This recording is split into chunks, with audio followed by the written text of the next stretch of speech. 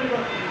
তো ব্যবসায়িক পরিকল্পনা বলতে আমরা কী বুঝি এবং কীভাবে সেটা পরিকল্পনা করা যায়।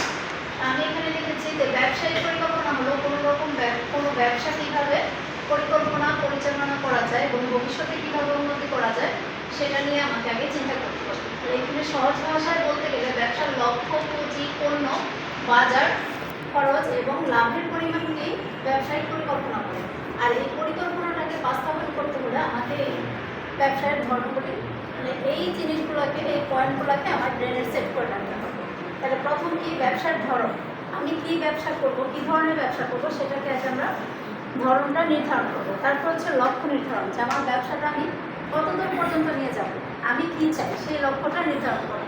তারপর হচ্ছে বাজার যাচাই, আমি যেই ব্যবসাটা করব তার বাজারে কেমন চাহিদা আছে এবং তার ডিমান্ড কতটুকু, চাহিদা আর ডিমান্ডটা কি করবা, মানে চাহিদা অনুযায়ী সেই বাজারটা আমি যাচাই করবো যে আমি কোন পণ্যটা নিয়ে ব্যবসা করলে আমার ভালো লাভ হবে, মুনাফা হবে, সেটার জন্য আমাকে বাজার যাচাইটা আগে করতে হবে।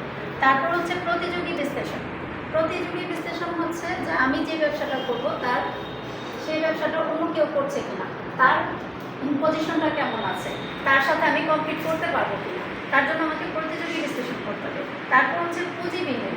ব্যবসার অন্যতম একটা বিষয় হচ্ছে পুঁজি বিনিয়োগ, যে আমি যে ব্যবসাটা করবো সেটাতে কী পরিমাণ পুঁজি লাগবে, আমার সামর্থ্য অনুযায়ী সেই বিনিয়োগটা আমি করতে পারবো কিনা।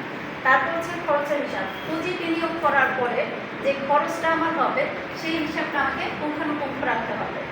তারপর কি পণ্যের দাম নির্ধারণ, আমি যে পণ্যের ব্যবসা করতেছি, যে পণ্যটা লঞ্চ করছি সেটার দামটা কেমন হওয়া উচিত, আমাদের যে কাস্টমার সেই কাস্টমারের জন্য সহজলভ্য হবে কিনা সে মতো আমাকে পণ্যের দাম নির্ধারণ করতে হবে। তারপর হচ্ছে বিপণন প্রক্রিয়া, আমি যে পণ্যটা সেল করব বা বিক্রি করব তার জন্য বিজ্ঞাপন ব্যবস্থা বা প্রতিটা দোকানে দোকানে কীভাবে পৌঁছাবো সেই পরিকল্পনাটা বিক্রয় এবং লাভের হিসাব, যে আমি কত টাকায় বিক্রয় করলাম এবং আমার লাভ কতটুকু হলো, দিন শেষে আমার লক্ষ্য অর্জন হলো কিনা, সেজন্য আমাকে এই হিসাবটা খাতায় কলমে লিখিতভাবে রাখতে হবে।